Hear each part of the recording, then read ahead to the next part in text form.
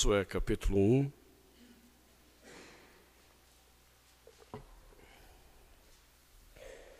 A partir do versículo 1.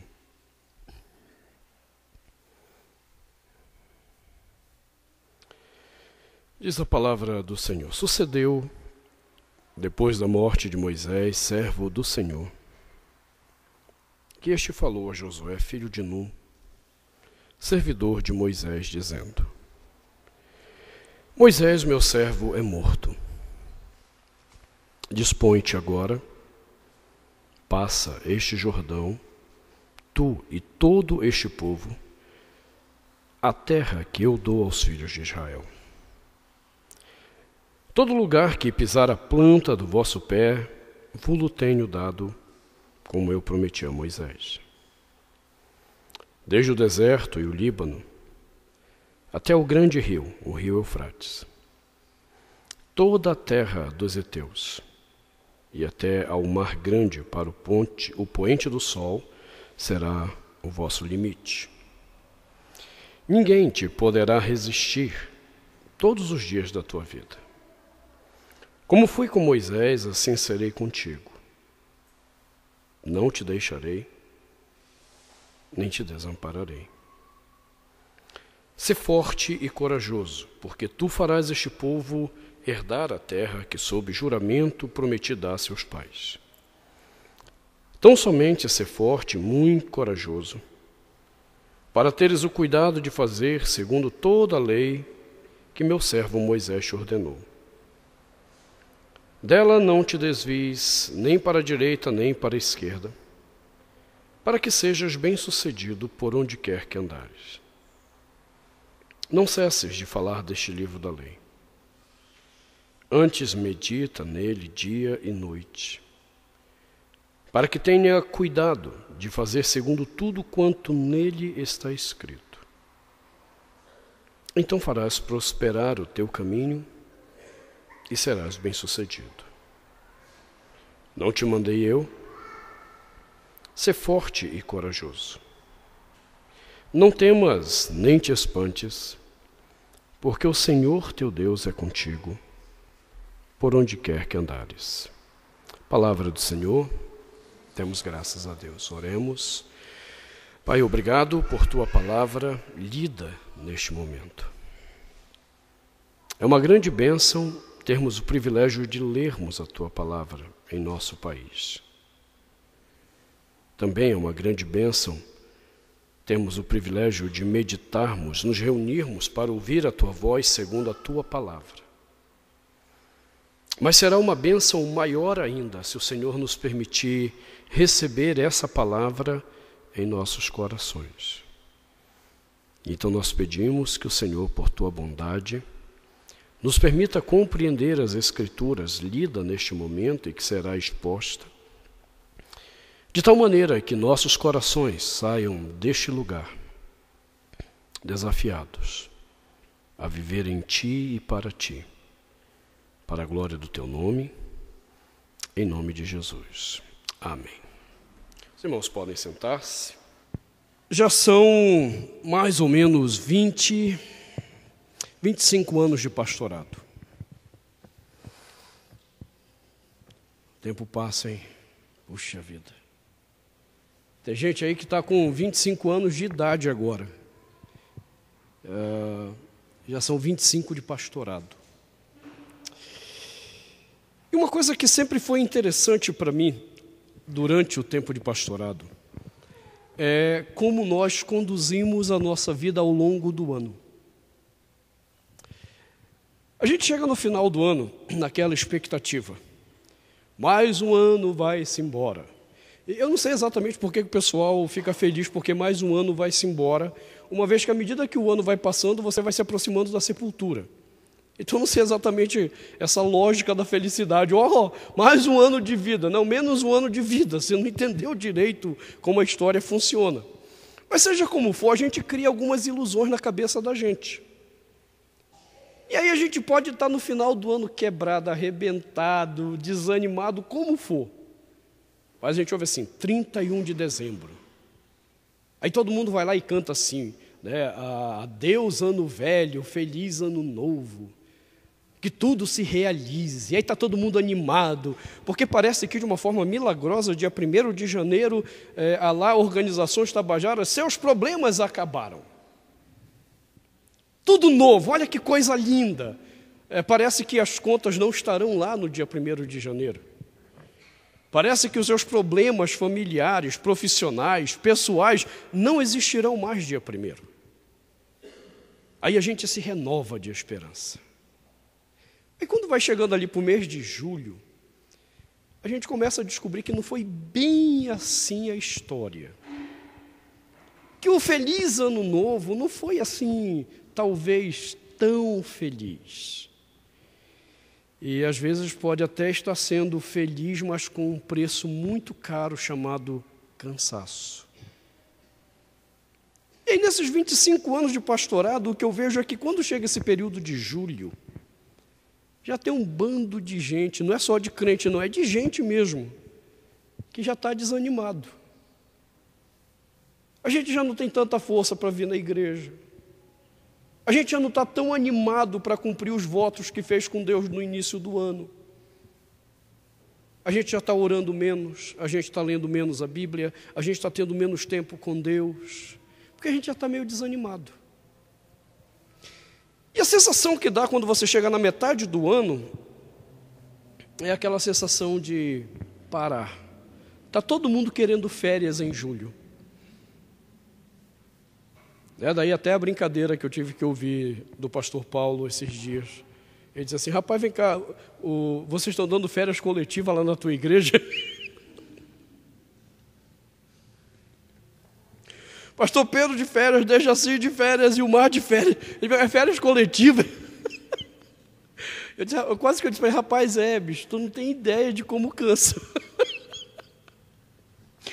Mas o fato é esse, irmão, chega em julho e a gente está querendo dar pausa. De tudo, até de Deus. E a grande questão não vai adiantar muita coisa, a sua vida vai continuar a mesma coisa. A gente dá a pausa e os problemas vão continuar lá, não vai mudar nada. Você dá a pausa e o cansaço vai continuar lá do mesmo jeito. É interessante que na Bíblia, eles não têm férias. O Antigo Testamento não tem férias. Não tem 30 dias de férias. Como é que eles lidavam com isso? Porque eles também viviam pressões muito grandes. E entendo, as pressões deles eram um pouquinho maiores que a nossa. Nós temos que trabalhar para ter algum dinheiro para ir no supermercado comprar alguma coisa. Na época do Antigo Testamento não era bem assim, não é? Querido, vai ali comprar um saco de feijão. Eles tinham que plantar e tinham que orar a Deus para que o tempo favorecesse. Não é assim, vai comprar 1 quilo de carne ali. Não, tinha que matar o bicho. E não é um negócio tão simples. Esses dias eu vi uma caçada de búfalo lá no Pantanal, de um irmão que gosta de ir para lá. Rapaz, é um negócio doido caçar o búfalo. O negócio não era tão simples para esse pessoal. O trabalho deles, com certeza, era muito mais intenso do que o nosso. O esforço que eles tinham que empreender para ter o básico do dia a dia era muito maior que o nosso. Deus havia dado para eles uma questão muito simples: o dia do Senhor. Aquele era o dia em que o Senhor os renovaria. A gente não consegue fazer essas coisas tão simples. A gente se enche de porcaria no dia do Senhor. E depois a gente não entende por que está cansado.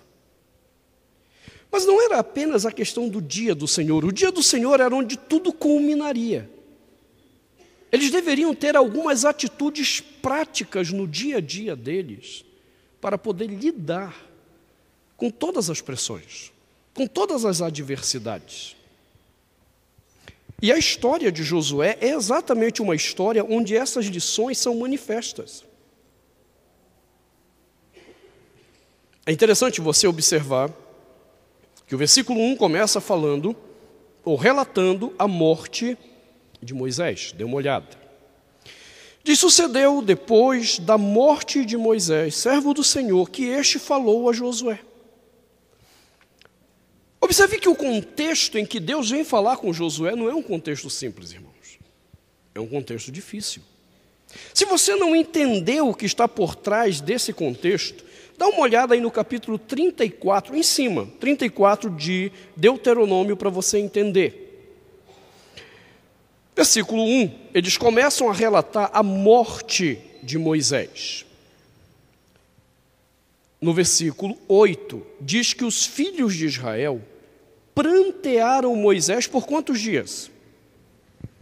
30 dias. Por que eles prantearam a morte de Moisés por 30 dias? Porque, entenda, Moisés era a referência para aquele povo daquilo que Deus queria. Moisés era o líder que aquele povo havia confiado, que os tirou da terra do Egito para levar a uma terra que Deus disse que manaria leite e mel. E agora esse grande líder não vai poder entrar na terra prometida. Deus decidiu tomá-lo. 30 dias é para eles sentirem o impacto, chorarem todos os seus temores, todas as suas inquietações. Mas é interessante que depois de 30 dias, o Senhor olha para esse Josué e diz: Josué, versículo 2, Moisés, meu servo, é morto. Dispõe-te agora. Perceba, depois de 30 dias, onde estava Josué? Ainda num ciclo que nós chamamos de ciclo de lágrimas. Ele ainda estava num tempo de chorar perdas. Às vezes, como a gente passa períodos na nossa vida, durante esse ano, talvez você já tenha passado momentos difíceis, em que você até agora está chorando ainda os ciclos das suas lágrimas. Você não acordou que o tempo já passou. Você não percebeu que o tempo já mudou. E aí continua chorando as lágrimas de momentos difíceis. Então Deus tem que vir nos lembrar: já morreu, filho. Já deu tempo de chorar. Está na hora de você se dispor. Está na hora de você se levantar.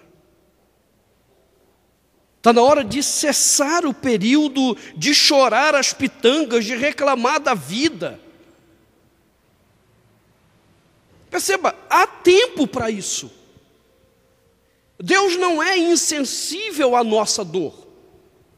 Só que às vezes a gente extrapola. Eles tiveram 30 dias para chorar. E Deus está lá esperando eles sentirem a dor. E perceba, também é um grande erro quando na nossa luta, nas nossas dificuldades, a gente não para sentir a dor. Isso é erro.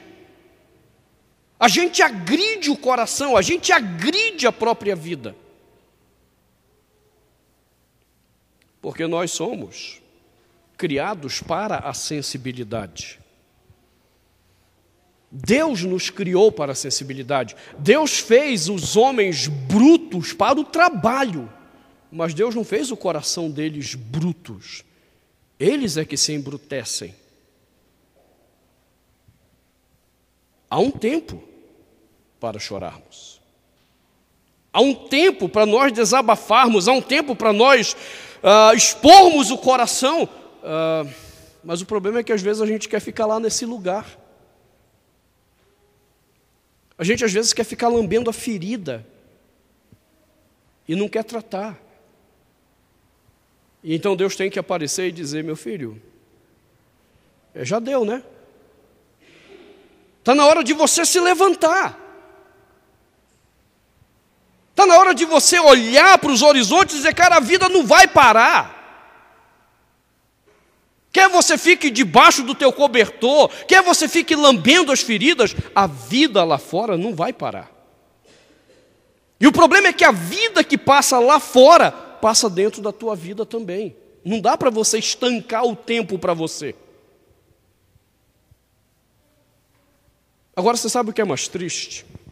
É porque às vezes nós paramos e esquecemos dos recursos que Deus proveu para a nossa vida, para continuarmos a nossa luta.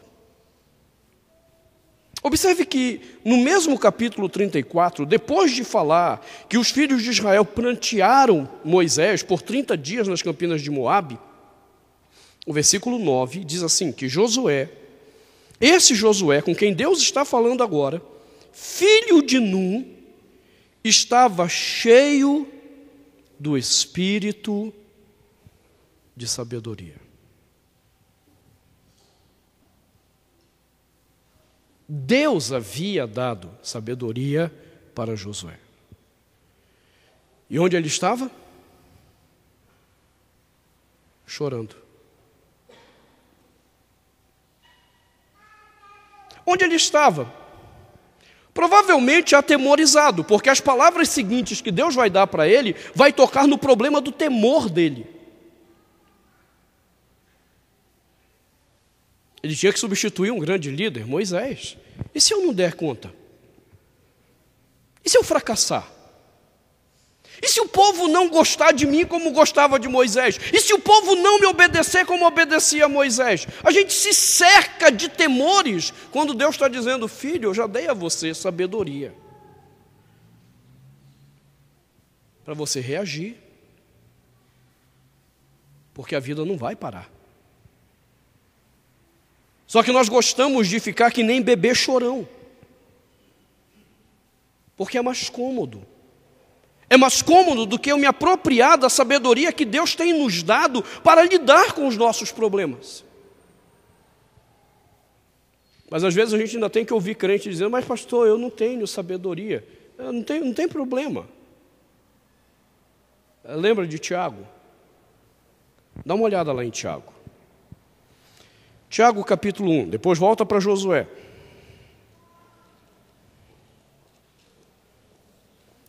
O povo lá em Tiago estava passando por um momento difícil também. Eles estavam sendo perseguidos, eles perderam tudo o que tinham. Lhes foi tomado tudo o que tinham. E Tiago tenta dizer para eles que esse momento é um momento maravilhoso de oportunidade para a vida deles. E aí no versículo 5, Tiago diz uma coisa interessante, ele diz assim, 1:5, se porém algum de vós necessita de quê? Sabedoria. Vá chorar a Deus porque você não tem sabedoria. Se jogue debaixo do cobertor e lamente que você é um pobre coitado que não tem sabedoria. Não, Tiago diz não. Peça sabedoria a Deus, que a todos dá liberalmente, com liberalidade, com generosidade. Ora, Josué estava cheio do espírito de sabedoria e estava chorando. Estava entregando os pontos. Pela dor da perda e também pelo medo. Entenda, o medo paralisa a vida das pessoas. Quando nós vivemos em torno dos temores, a nossa vida é paralisada e talvez nós cheguemos aonde nós estamos hoje, na metade do ano, começando a paralisar por causa dos temores.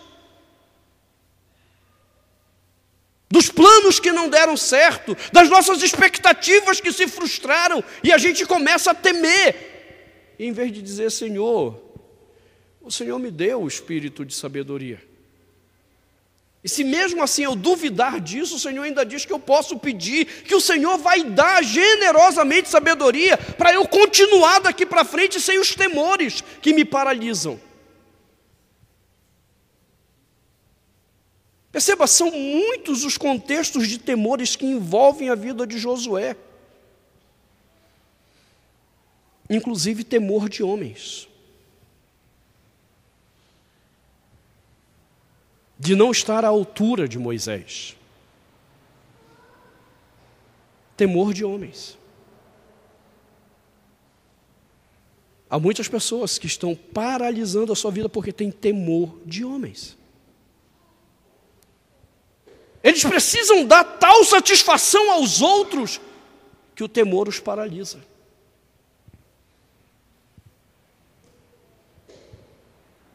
Deus não me chamou para retroceder.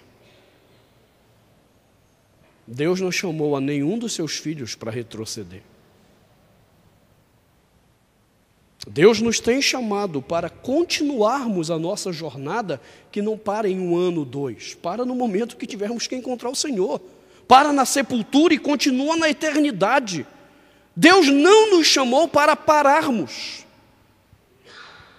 mas para continuarmos e sem esmorecermos. É continuar sem desanimar. Eu gosto muito de uma palavra do escritor de Hebreus, dê uma olhada, essas letras, essas palavras têm que estar marcadas na nossa vida, no nosso coração. Tem que estar marcada, se você não consegue lembrar, na tua casa, gravada em letras garrafais. É melhor que esteja gravado em letras garrafais no teu coração, é verdade, mas se mesmo assim tiver difícil, escreve, faz uma plaquinha com essas palavras do escritor de Hebreus. Os irmãos lá também desanimando, querendo parar, querendo desanimar. Capítulo 10, versículo 39, ele diz: nós, porém, não somos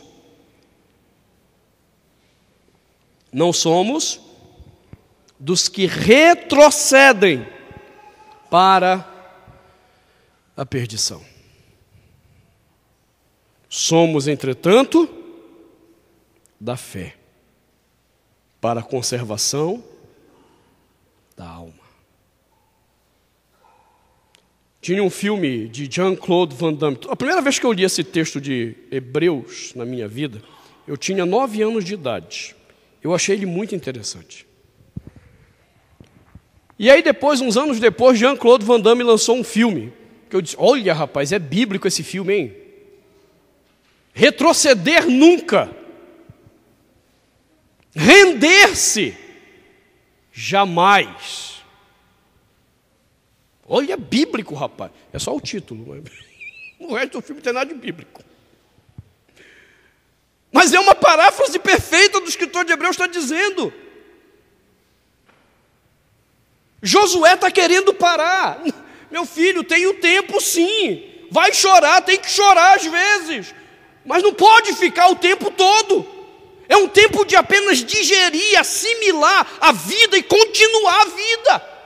Deus tem nos dado espírito de sabedoria. O problema é que parece que a gente não acredita em Deus. A gente duvida do que Deus nos tem dito. Então perceba, se eu quero continuar sem esmorecer, a primeira grande lição que Deus está ensinando para esse homem é que passado o tempo das minhas dores, eu preciso retomar a caminhada. Eu preciso continuar. Não esqueça, haverá o ciclo das lágrimas. O ciclo das dores. Esse ciclo tem que ser respeitado. Mas ele tem que chegar a um fim. Ele não pode perder o foco daquilo que Deus quer da minha vida. Do chamado de Deus para a minha vida. Se isso não é o bastante, a partir do versículo 3, Deus começa a ensinar um outro princípio para Josué. Ele diz: todo lugar que pisar a planta do vosso pé. Vulo tenho dado como eu prometi a Moisés. Desde o deserto e o Líbano até ao grande rio, o rio Eufrates, toda a terra dos heteus e até ao grande mar, para o poente do sol, será vosso limite. Ninguém te poderá resistir todos os dias da tua vida. Como fui com Moisés, assim serei contigo. Não te deixarei, nem te desampararei. Por que às vezes nós paralisamos? Por que às vezes a gente sente vontade de desistir? Porque nós nos tornamos incrédulos das promessas de Deus para as nossas vidas. A incredulidade de quem é o nosso Deus, a incredulidade das promessas dele em nossas vidas, faz com que paralisemos. Faz com que a gente desista, que a gente abra mão. Faz com que a gente se jogue debaixo do cobertor e fique ali morrendo de medo, ou chorando, porque nós desacreditamos. E se você tiver a cara de pau de dizer para mim agora, mas eu não sei quais são as promessas de Deus, eu vou ter que dizer para você olhar para o texto de novo. Olha para o texto de novo. Depois de retomar promessas específicas que ele fez para Israel através de Moisés, a grande promessa de Deus para ressuscitar o coração de Josué é apenas uma. Como eu fui com Moisés, assim serei contigo. Eu não te deixarei. Eu não te desampararei.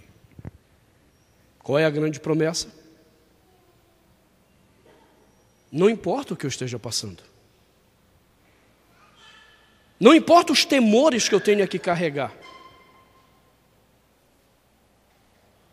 Quem é o meu Deus? É aquele que disse que estaria comigo. E ele não mudou. Perceba, de novo é a incredulidade que opera para que eu não me aproprie da graça, da verdade, do Deus Emanuel, do Deus que está presente comigo, que está presente com você. Olhe as palavras do Senhor Jesus. Mateus 28.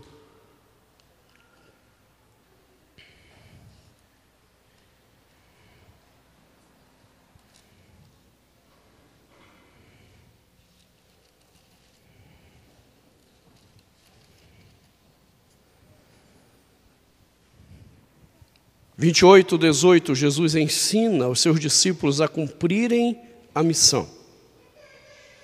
Versículo 20, ele dá a última instrução da missão, que os discípulos deveriam ensinar os que foram batizados a guardar todas as coisas que ele tinha ordenado. E em seguida ele diz: e eis que estou convosco. Quem são os convosco aqui? Os discípulos. Aqueles que andam com ele. E eis que estou convosco. Todos o quê? Os meses? Todos os anos? Todos os dias eu estou convosco.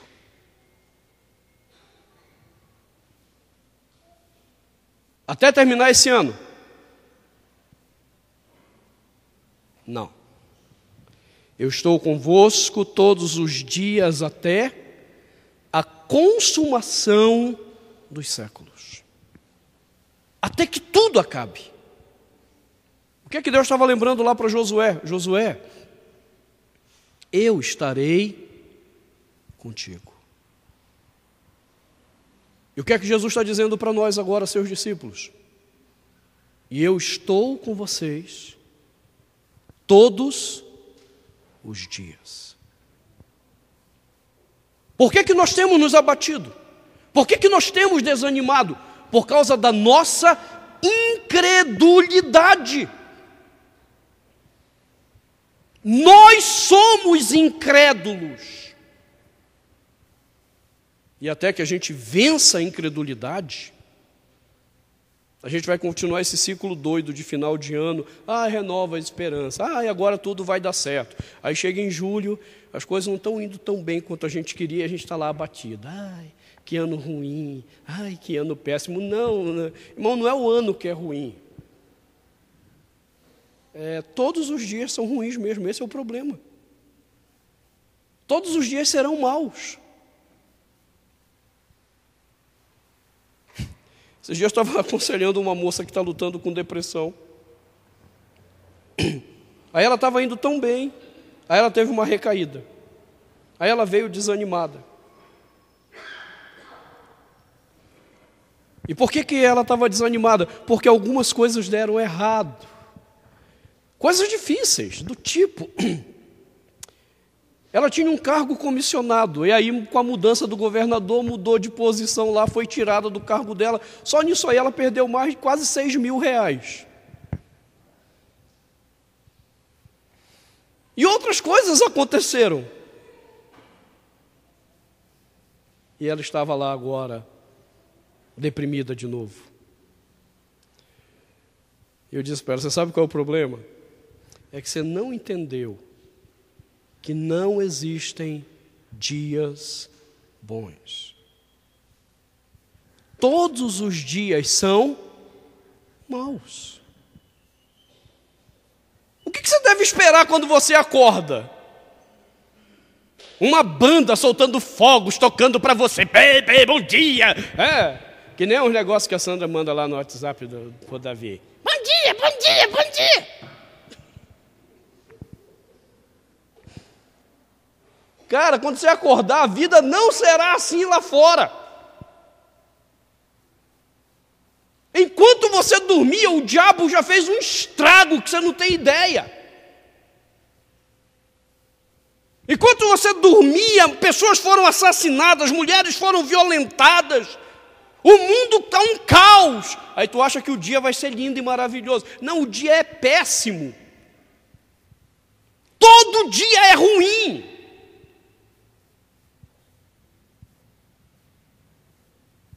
Para de fumar maconha. Maconha faz você achar que está lindo, está tudo jóia. Para.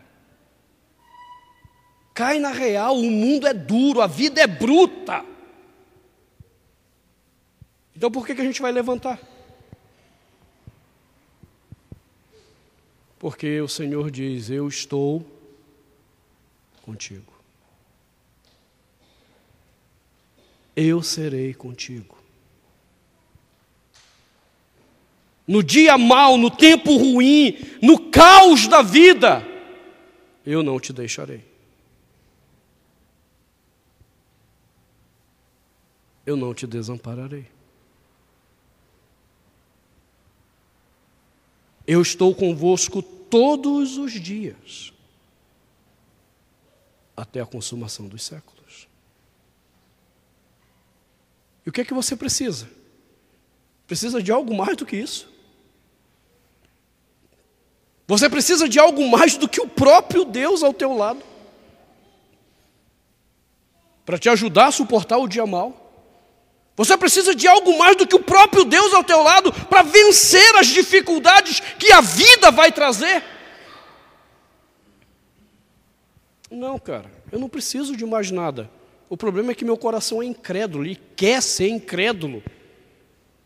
E aí eu preciso trazer as memórias de Deus, das promessas de Deus ao meu coração. Quando eu começo a me encher das promessas de Deus para a minha vida, Isso faz uma diferença muito grande, principalmente essa promessa de que Ele estará comigo todos os dias. Porque perceba, essa promessa não é uma promessa apenas para Josué. Não é uma promessa particularizada para ele, que está aqui lutando com o temor dos homens, temor de assumir papéis. Não é apenas para Josué. Cristo disse, Ele estaria conosco. O escritor de Hebreus capítulo 9 retoma essa mesma palavra para dizer aos irmãos lá desanimados que Deus havia dito a nós, ao seu povo, eu não te deixarei. Eu não te desampararei. Você nunca vai estar sozinho. Mas às vezes a gente pode estar acompanhado sem dar em nada também. Tem um monte de gente que faz companhia que não ajuda em nada. Né? Na hora que aparece lá uma barata, sai correndo junto com o outro. Não é meu caso, quero deixar bem claro isso. Apesar da língua maldita do pastor Dejaci. Que agora ele deu de contar por aí que eu saio correndo de barata. Cheguei lá em Cuiabá, os professores na escola, o pastor Dejaci entregou o senhor aqui, viu? Eu disse, olha. Ainda foi contar a história de um rato que apareceu na cozinha da casa paroquial. Ele foi dizer que eu saí fugindo lá, tranquei a porta e deixei a família para dentro da cozinha com o rato e tudo. Eu disse, miserável. Você percebe, às vezes a gente tem alguns que estão do lado que não ajudam. A gente não está sozinho, mas às vezes é melhor que estivéssemos sozinhos. Mas não é o caso de Deus. Ele não somente diz que vai estar conosco, Ele não vai nos desamparar. É muito mais do que estar presente. Ele está dizendo, eu vou dar o suporte, cara, que você precisa. Eu vou dar e vou cuidar do que você precisa. Por que nós não experimentamos isso? Por que nós nos desanimamos? Por que nós não nos apropriamos dessa verdade? Porque somos incrédulos.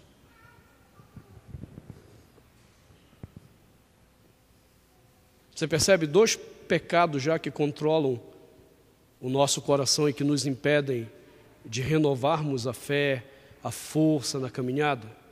Primeiro, medo. Segundo, incredulidade.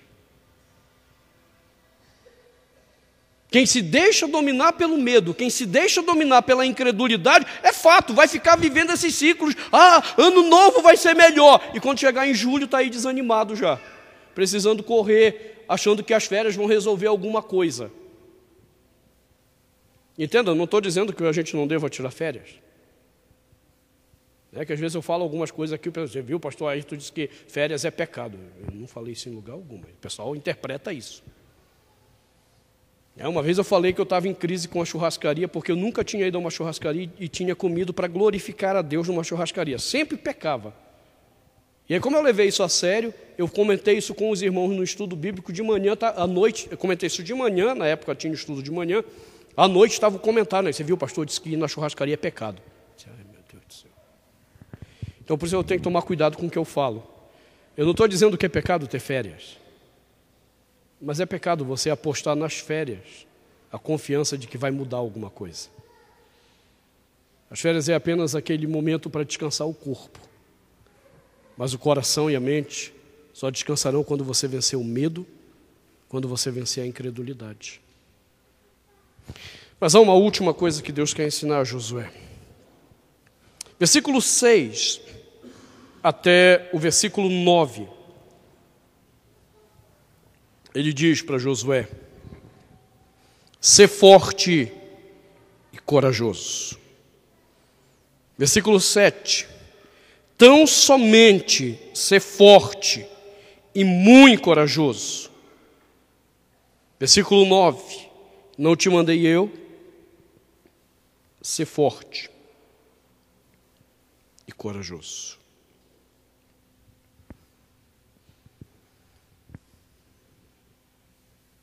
Deus está olhando para ele agora e tocando num outro ponto. Você sabe por que você está paralisado aí, Josué?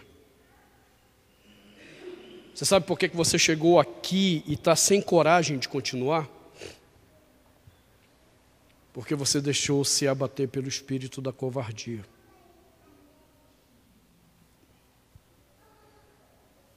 Quando você deveria ser uma pessoa forte e corajosa.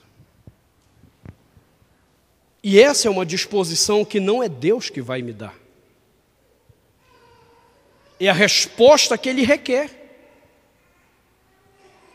Ele está dizendo, eu já te dei sabedoria. Então para de temer. Eu já te dei a promessa que eu estarei contigo. Deixa de ser incrédulo.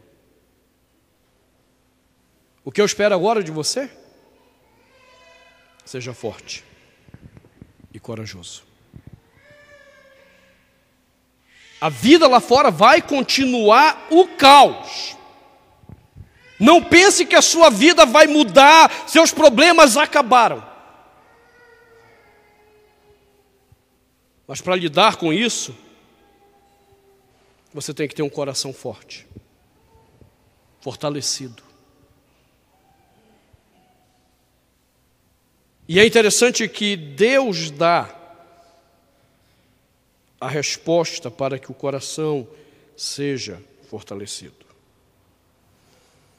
Observe que no versículo 6 ele retoma as promessas dele, mas no 7 ele estabelece o que de fato torna o coração forte e corajoso. Ele diz, tão somente ser forte e muito corajoso para teres o cuidado de fazer segundo toda a lei que meu servo Moisés te ordenou. Você percebe a frase? Tão somente. Você não precisa de nada mais para ser forte e corajoso do que simplesmente obedecer a minha palavra.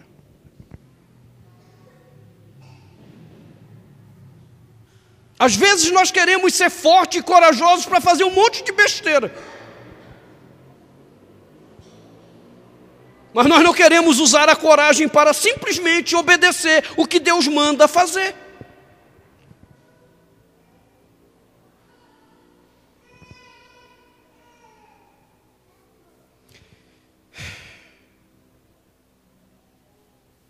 Os irmãos sabem que uma das grandes lutas que eu tive na minha vida, e de vez em quando tenho, porque eu ainda não sou totalmente liberto, mas espero em Deus um dia chegar nesse nirvana espiritual. Nirvana é palhaçada, irmãos. Principalmente o pessoal que assiste pela internet, eu estou só fazendo uma brincadeira. Que depois vão dizer, não é aquele pastor lá é herege, além de padre é espírito. Acredita no nirvana. Ai, ai, ai. A ira sempre foi uma grande luta no meu coração. É engraçado que em alguns momentos na minha vida, quando eu me sentia irado, eu maquinava o mal contra a pessoa. Eu contei a vocês já uma vez que eu fui no restaurante com a Josi e as crianças. Eu estou entrando na fila, tinha um homem entrando na fila na minha frente. Aí ele não estava satisfeito com o prato que tinha lá, ele saiu, foi pegar um outro prato para enxugar, e eu continuei na fila. E ele achou que eu estava furando a fila. Ele saiu da fila, e ele achou que eu estava furando a fila. E eu não me toquei. Eu estava muito concentrado na comida. E ele estava com uma cara braba, e Josi que cutucou e disse assim, não gostou muito não. E aí eu piedosamente olhei para ele e disse assim, por favor, passe, fique à vontade. Ele passou com aquela cara do tipo, não fez mais do que sua obrigação, né?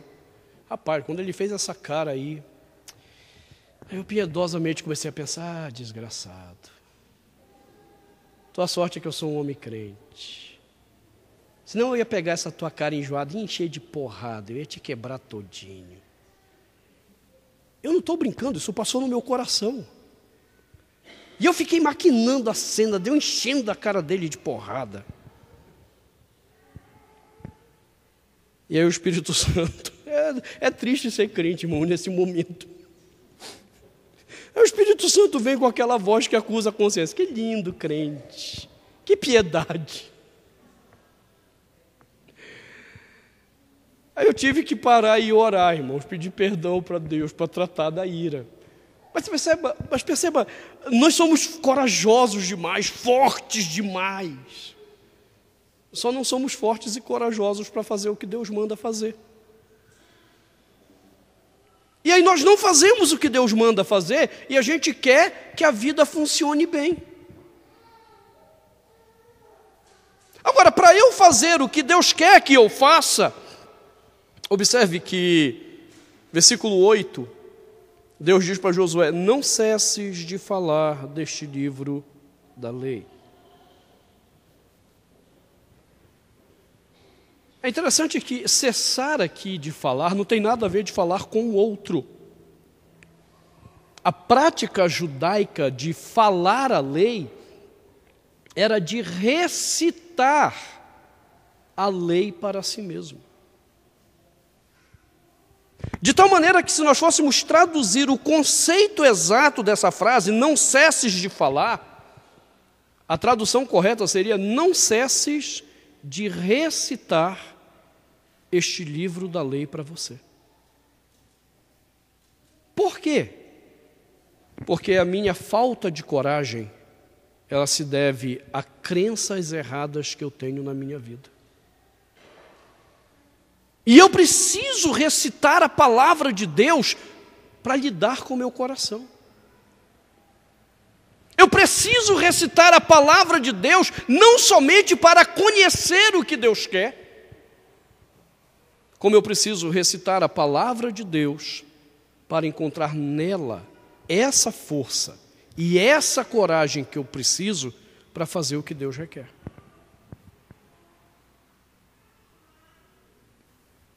Bons tempos, quando a gente tinha as brincadeiras de criança e de adolescente nas igrejas, que era para saber quem tinha decorado mais versículo bíblico.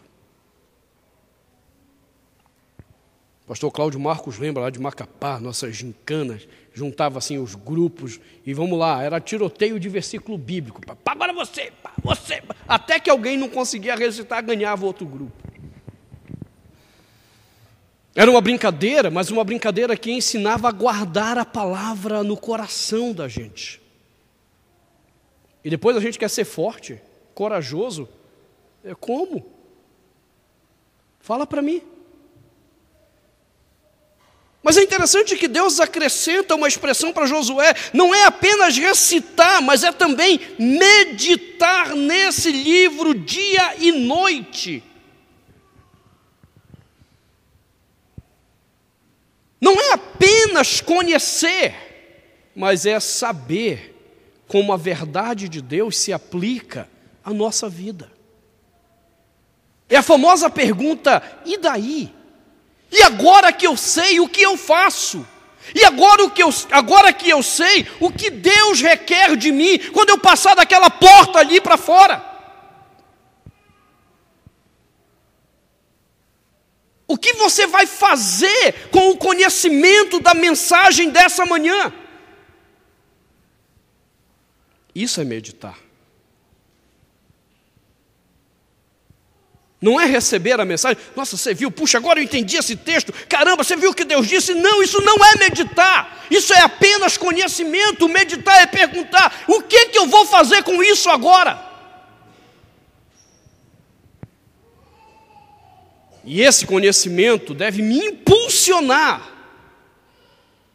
ao viver, deve me impulsionar a querer viver a palavra de Deus.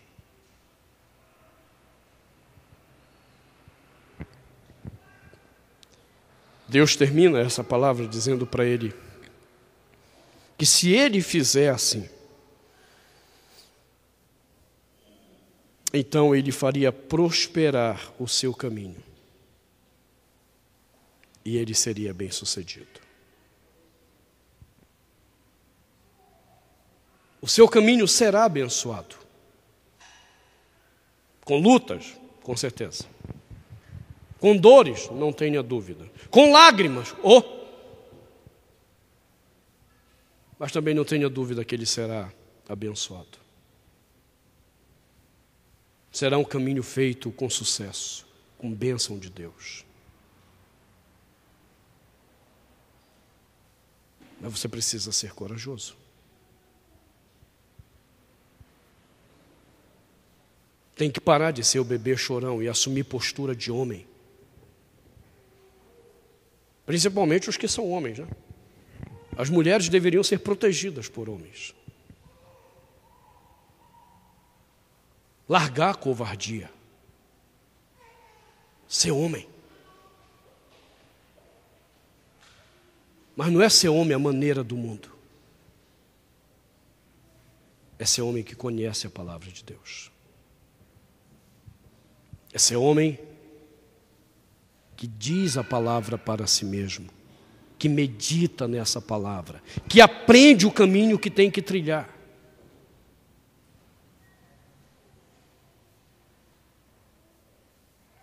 Nós não somos chamados por Deus para retroceder.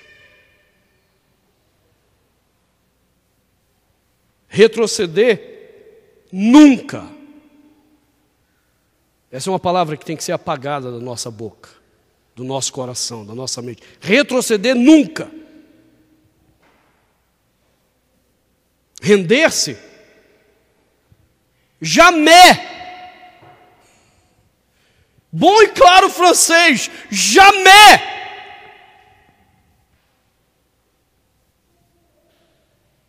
Deus me chamou e chamou você para continuar sua jornada da fé, sem esmorecer. Deus te deu sabedoria para remover o medo. Deus te deu as promessas.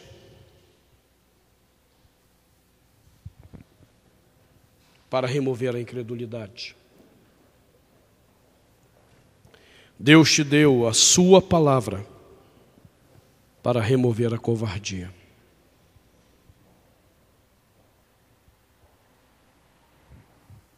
O que você deve fazer depois dessa mensagem? O que Deus disse a Josué: levanta-te e dispõe-te agora. Levanta, faça o que tem que ser feito. Feche seus olhos.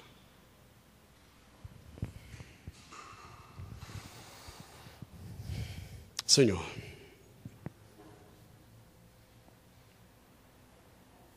com certeza não é fácil vivermos num mundo tão caótico quanto o que vivemos. No mundo de incertezas, de inseguranças, mundo que provoca temores, medos concretos dentro de nós. Mundo que desafia a nossa fé e nos leva à incredulidade. Mundo que nos abate.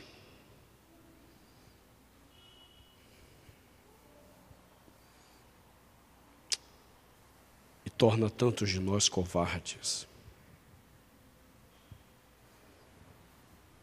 Então nos permita ouvir a Tua voz nessa manhã dizendo: levanta-te, dispõe-te agora. Ajuda-nos a ouvir essa palavra que nos dá a certeza de que temos recebido de Ti sabedoria suficiente para viver nesse mundo louco.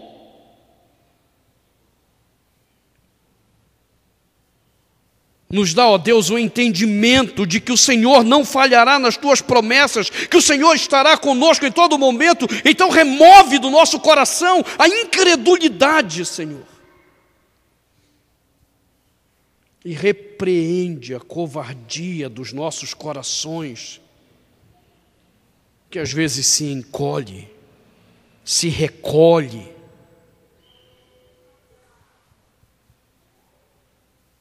Ajuda-nos, ó Deus, a alcançarmos força diariamente em Ti, recebermos a vida que vem de Ti, mediante a palavra meditada, a palavra continuamente recitada para o nosso coração. Concede-nos, Senhor, essa graça, para o louvor da Tua glória. Em nome de Cristo Jesus. Amém, Senhor. Amém.